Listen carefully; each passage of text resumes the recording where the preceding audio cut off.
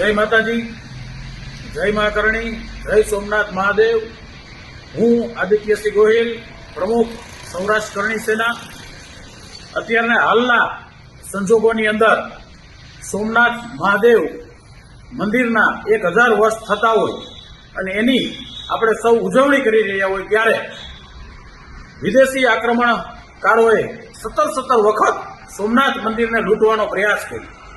ત્યારે સૌરાષ્ટ્ર અને સમગ્ર ગુજરાતના ક્ષત્રિય યોદ્ધાઓએ તેની સામે પરાક્રમી રૂપે એક હિંસક એવા આંદોલન કરીને પોતાનું શહીદી દીધું। એમાં યાદ કરું વીર હમીરસિંહજી ગોહિલ કે જે સોમનાથની સકાતે ગયા હતા અને ત્યાં શહીદ થયા હતા। એ પણ આપણે સૌને ક્ષત્રિય સમાજના દરેક યુવાનને ખ્યાલ છે। ત્યારબાદ જામ સાહેબ જામનગર દ્વારા આ મંદિરનો જીર્ણોદ્ધાર કરવામાં આવ્યો।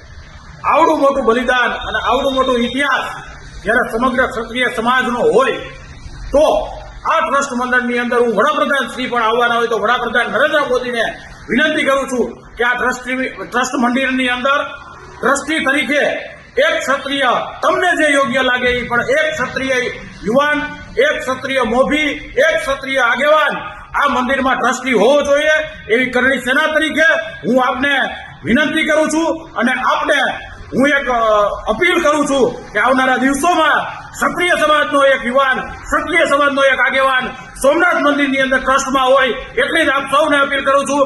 આ વિડીયોને ખૂબ ફેલાવજો અને વડાપ્રધાનના કામ સુધી આ વિડીયો પહોંચે એવી હું આપ સૌ ક્ષત્રિય સમાજને અપીલ કરું છું।